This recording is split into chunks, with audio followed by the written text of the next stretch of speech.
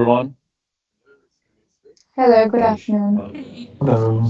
Apologies for running a couple of minutes late. My Good. Teams app decided to do an update today, so I've just joined my browser instead. Cool. How's everyone? Nice to meet you Good. all. Good, how are you? Good. Nice to meet you. Good. Good. So, from my understanding, your group is the UAE Mhm. or Yes. Etsila. Perfect. Maybe to get started, if you wanted to each just give me just a quick background of yourselves, I'll give you just a quick background of myself as well, and then we can just jump into the questions. Does that sound Okay. good? Right. Lovely. My name is Nikhil. I am in my second last year for a master's in finance and risk. Currently, I'm working as a finance officer for a family office. And yeah, that's pretty much it. Fantastic. Nice to meet you. Nice to meet you Um, too. Oh, hello. My name is Zhu Hui Qiu. You can call me Simon. This is my last term in UNSW. I'm sorry if I couldn't open the camera because I use a PC. There's no camera at the moment. But no worries. okay, yeah, I'm doing the international business and uh, I'm basically like work for the game industry, like for the marketing part. Yeah, and I'm really looking forward to this course. Fantastic. Great.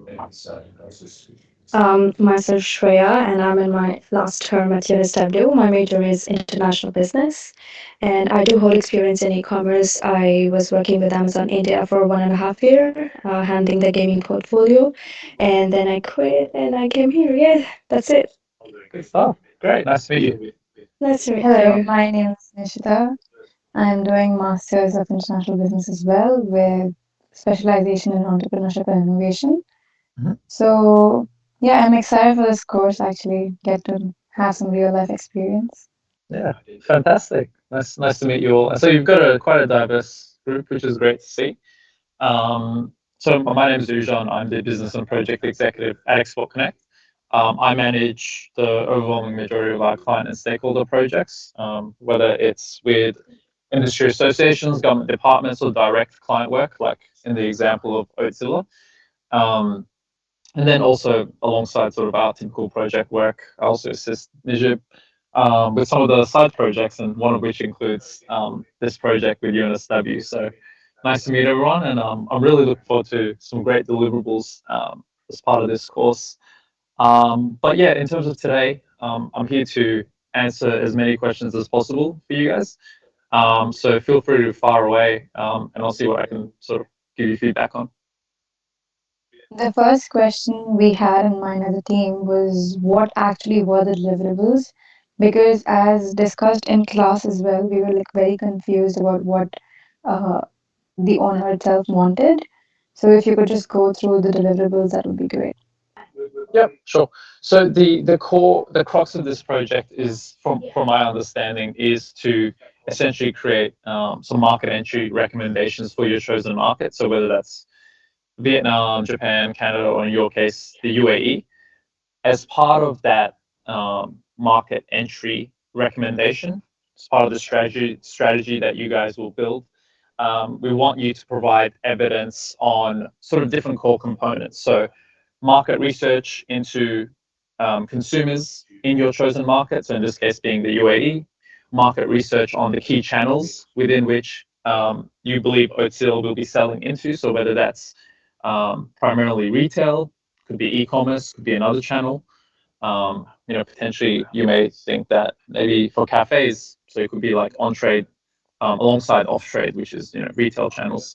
Um, Alongside that, you'll be making, as part of sort of the business expansion and market entry recommendation, you'll be making and advising on the export pricing of the product. So the FOB Sydney cost. So FOB is the cost of having the product made, having it packed, and then delivered to Sydney port before it's sent out to the export market. The FOB price for Oatzilla is, it can be anywhere between sort of AUD 315 to 345, depending on how competitive we want it to be. Later on in this project, I think week 6, Najib will be going over pricing with you in more detail. So he'll cover this with you. He'll share like a pricing template with you that you can use. Um, but part of that pricing and cost structure piece of the market entry strategy is for you to determine the competitiveness of the brand relative to other similar products in the market. So then, as you're doing your research on the competitive landscape, and say you're looking at retail channels or e-commerce channels, then it would be advised that you look into some of the key retailers in the market, for example. So, we'd likely in the UAE probably looking at sort of premium retail for a product like this. And so then what are the primary retailers? So potentially it could be like Spinneys, it could be Choice Rooms, um, it could be Grandiose. There may be other retailers as well that are a little bit more premium and cater a bit more to expats. So then you can look in their websites, you can try and find sort of similar products to Oatzilla's range and get a sense check of, okay, these are other products that are selling in the market. Where are they manufactured? Are they Western brands? Are they from Asia? Are they from the Middle East? Are they local? Um, what price points do they sell for? What's the pack size? So on a pricing per 100 grams, what could we sort of ideally offer potentially as a competing product in that market? And what are the product claims? So how do those claims differ to what we offer at Oatzilla? So are their products, all natural, or do they have, any unique claims? Like maybe they've got organic certification or something, or all natural, no preservatives, no additives. So it could be things like that. So from a competitive landscape perspective, you could potentially maybe create like a bit of a spreadsheet that compares Oatzilla to a handful of competitors in the market. So you've done the research on consumers, you do the research on the competitors, you're working on that market entry recommendation and looking into the best channel for Oatzilla in the UAE. You'd be looking at pricing, you'd be looking at logistics and distribution. So from a logistics perspective, you could potentially reach out to some freight forwarders in Sydney and get some quotes of getting the product to Dubai. And then once you're in week 6, you can sort of cross-reference that with Najib's feedback and ask him as well and clarify that. Distribution margins, I guess, are also part of that pricing component. So then that will impact your market entry strategy. So, you could potentially go direct to retail. So you're working maybe with just one retail chain exclusively, and that means that you don't have to pay listing fees, and you may only incur like a 40% distribution margin on the price. Or you could go maybe through a distributor. So then you'll be paying listing fees. You'll be paying a distributor margin, which may be like 25 to 35%. And you may be paying a retailer margin on top of that, which could be like another 30%. But then your product will be selling in multiple retailers and e-commerce platforms. And then so you can kind of weigh up what's the best option for a brand like Oatzilla. The other component as part of that market entry piece is promotions and activations. So what would be the best way to promote the brand and the product in the Middle East and in the UAE specifically? So is it sampling? Is it social media, tastings? What you can potentially do here is also look at some best practice examples. See what other brands in the same type of product category have done. It doesn't have to be an Australian brand. It could be an American or European or UK brand. But that will also help sort of guide and provide some credence to some of the claims you might make around activation. That's, from my understanding, that's the crux of it. You should have been given some form of a scope document, I believe. Were you? I supposed to form a scope document, yeah. Yep. So then you can use this to essentially form that scope document and share that with Najib or whoever your tutor is, and get feedback on that. But my understanding is, it's essentially a market entry recommendation. And as part of that recommendation, you'll be doing all the research on consumers, on the market itself, the key channels that you're going to be recommending, pricing, logistics, market entry, activation. And there may be other elements in there that I may not have thought of, but you may recommend as well. Just adding on to that, in recommendations, like we don't have any limitation as for recommendations. Like for example, Dubai, specifically the UAE, offers a lot of benefits if the we know like the product is made in Australia, if we look at exploring packaging options in UAE, we get a lot of subsidies, and probably it will be more cheaper for us to do that. Yeah, So potentially. I just yeah, so I'm just like asking, there's no like a ceiling for the type of recommendation that we can make, like perhaps introduce a couple of more flavors that are more UAE, because it's a very tea oriented culture, and Absolutely. then we can look at some flavors. So I'm just wanting to make sure that whatever recommendations we are giving, it's well within scope and not something like Yeah. which is Look, unnecessary to a point. yeah. Look, localization can be part of your recommendation from a flavor profile perspective. If that's something that you see in your research and something that you can back, you just as long as it's not something like outrageous that because you have to also consider the fact that Oatzilla, as a brand, it's still a small brand. It's only about 6 months old, but in that 6 months, it's now I think available in over 400 stores in Australia. So it's growing rapidly, but it's still a relatively new and emerging brand. So things like that, absolutely fine. Multi-million dollar, marketing activation program, probably less so. But yeah, For something sure. like that. Yeah, Yeah, but yeah, completely. because like given the background for the one they're running Ozilla, I believe they've done this packaging and all. So I think that that's a good avenue that we can do, because we get a lot of subsidies, and particularly we as a group, other than like launching the product, going local, like you mentioned, localization has a lot of benefits, since UAE is like pro business. They do a lot of free advertising for us already, like they give us place in marathons if we go while they're packaging or something of that sort. We just have to generate a certain amount of employment there, which we are anyway incurring in Australia, but our wages will be cheaper, given that Australian wages are one of the highest in the world. So yeah.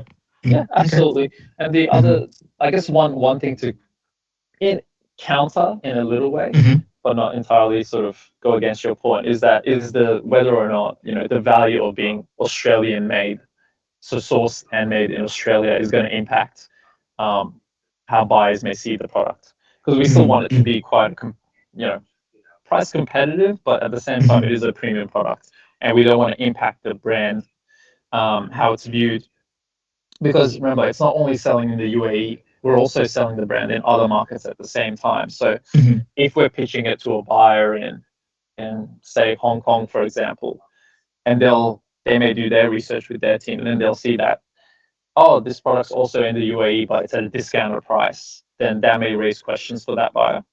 So Hmm. there's different things to weigh up, but I Hmm. think yeah, a degree of localization absolutely could be a great recommendation.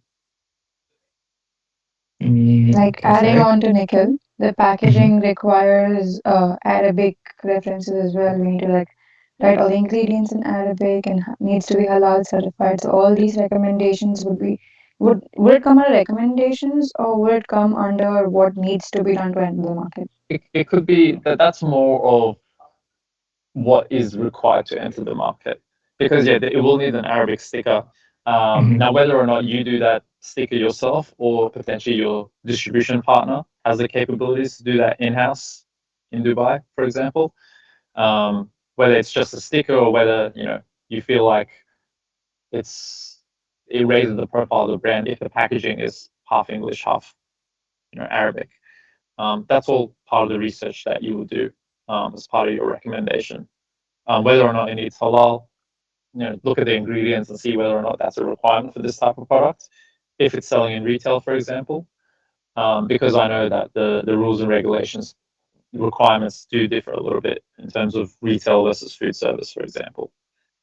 So again, yeah, all part of the research that you do, and there may be a component of your report and your market research that revolves around regulatory as well. And we typically, from our perspective, working with different clients on market entry and doing market research for them, we look at regulatory. So you conduct a regulatory review, you look at who are the key regulators, what are the key regulations that you have to abide by, what are the labeling requirements, especially. But then if there's also requirements pertaining to specific claims that you make on the product label, then that can also impact potentially your market entry, or the degree of localization you may want to apply for the product. Cool. Mhm. Perfect. So just another question on the recommendation basis. So we're allowed to present all options, and for example, like in terms of distribution, is it going to be D2, like direct to business, direct to retail? So we have the flexibility to offer all options, but go with one recommendation. So is Yeah, that how we're doing it? yeah. Look, in the Mhm. past, student groups have compared multiple market entry Mhm. recommendations and then have made their recommend. So they maybe put two or three up against each other, Mhm. and then in the and then make a recommendation. Okay, based on all the factors that we've taken into account, and then obviously providing that Mhm. evidence, this Mhm. is the ideal market entry strategy. And I think that's a good way to approach it because it shows that you've done your research across Research. multiple paths to entry. Fair Yeah, enough. Mhm. cool. Um, Any other questions, guys? yeah, we just prepared a list, so we're just not double asking you the same thing. So we're just going through No to worries. have like Yeah, this. and yeah. Mhm. In terms of shelf life and logistics, is there something that we have to be aware of? Like, even when we do freight or like something of that sort, like Look, is cold storage required or no, just no, regular is fine? yeah, no cold storage required. It's all ambient for Mhm. this type of product. Lovely. Shelf life, Mhm. I believe, is 12 months. It may be longer, but I'm Mhm. fairly sure it's 12 months for Oatzilla's range at the moment. Mhm. Mhm. Um, the business has capacity to grow to meet Mhm. export demand, so there is no concerns around capacity for export. Mhm. They've recently moved into a new premise that's 3 times larger than their previous one, so that's allowed them to Lovely. Mhm. increase production output by double. They can produce more of the current products. They can produce new varieties of products as well. So they can potentially do like chips or cereals Mhm. with oat. They can increase shifts from 1 to 3. So there's a lot of sort of growth potential um, within the brand at the moment as well. Lovely. Again, quick question. Where are we segmenting the product itself in? Like, is it like a good for you brand? Is it like a snack brand? And Yeah. So what else? sorry. Yeah, sorry. I was just thinking that what segment are we presenting the product in? Because when we spoke to the owner during the class, we got confused. Mm. It's look the brand is a better for you indulgent snack. That's essentially what it is. Um, Noting how saturated the snack food segment is in most markets, but especially in the UAE as well, with lots of sort of cheap produced sort of local brands from the Gulf. We probably want to position it a little bit more premium, high end of the market. So yeah, I would say you know better for you, given some of the ingredients, but it's still an indulgent snack at the end of the day. It's not a healthy like it's not a health snack, I would say. Um, but again, that's part of your research. So you would look into the competitors, you would see where other direct competitors are positioned, or maybe how they may be classified in the market, and then you could sort of position Oatzilla against them Mhm. as well. That's we don't know everything, so we wanna know from you Mhm. where you think it could be best positioned in the market. If we look at the hospitality section, like say like Dubai is like the whole UAE in fact is a more tourist oriented place. Like should we or really look at the hospitality sectors like sampling in hotels to give that premium, like which like the best hotels, not best necessarily 4 to 5 star, to further emit premiumness in that particular. So something of that sort is also what we can potentially look at. So I'm just throwing ideas to just know that this is the scope that we have and we have to work within it to Yeah, not like a multi-million marketing yeah, like it yeah. will. So yeah. You may want to look up distributors, Mhm. importers, distributors in the UAE that have access to both retail and Horeca. So Mhm. then potentially as part of that market Mhm. entry strategies, they can support retail market entry, but then they can also support getting the product into hotels Horeca. or Mhm. cafes, Mhm. Mhm. um, hospitality venues and the like. That may be part of the recommendation. Mhm. It's I don't want to give you too much too much recommendations because I want to get some fresh ideas from you. But yeah, 100%. absolutely. Okay. Can we have comments on the product itself based on what we sampled during the first week? Yeah, comments in what sense? For example, the inner packaging of the product itself didn't have any differentiation, so we didn't know what we were actually eating. We opened like three boxes together and just mixed up stuff, and we Yeah. had no idea what we were eating.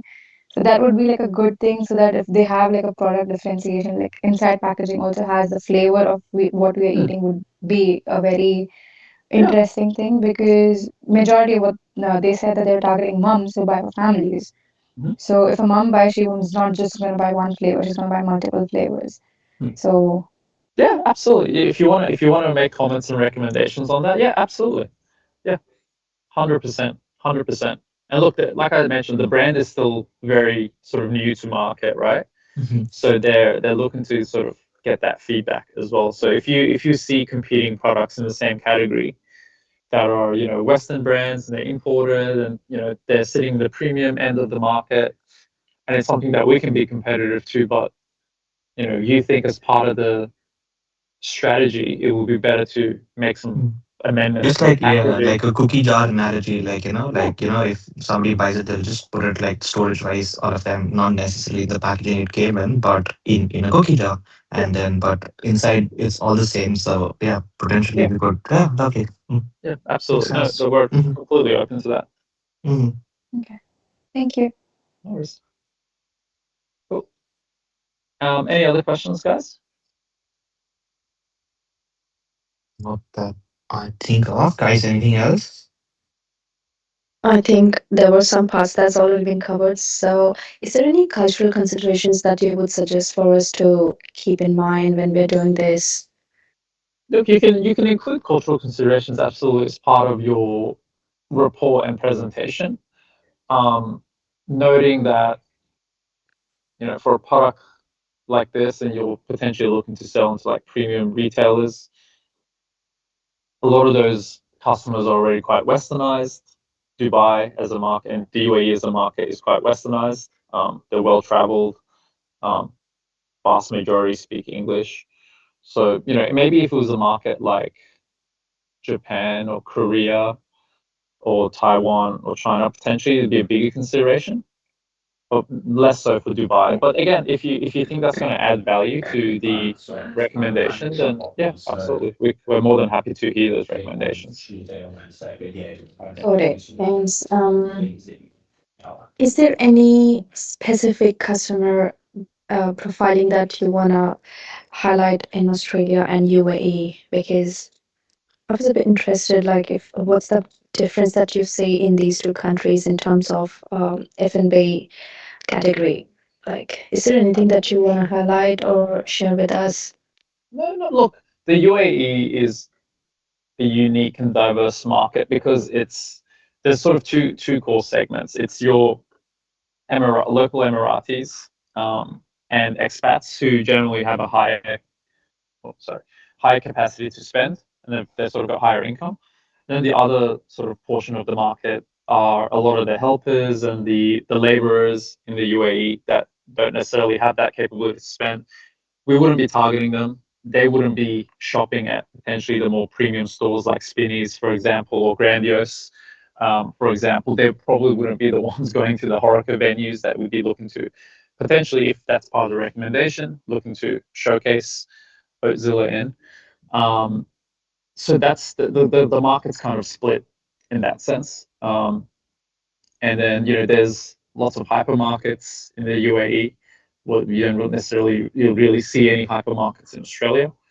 Um, in Australia, it's because the product is made in Australia, the price point is probably more accessible to middle income to higher income.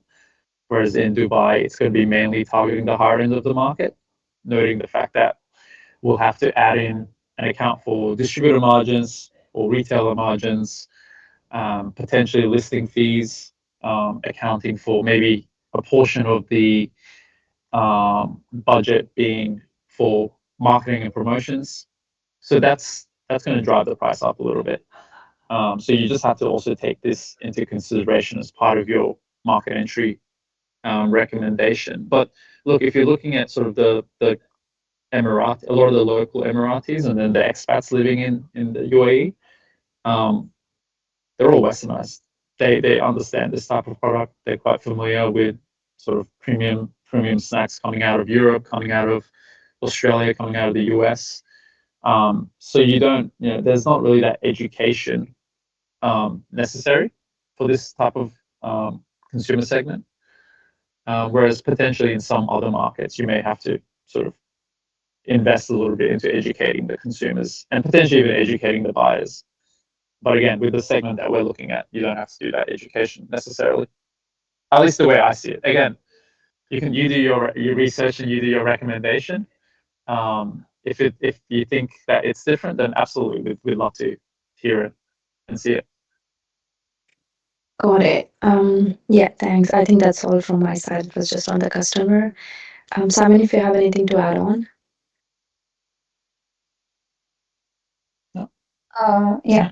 So as you mentioned, the export pricing. So the cost for us to get to the port at Botany would be around $3.15 to $3.45, like Yes. for one pack, the 5-pack.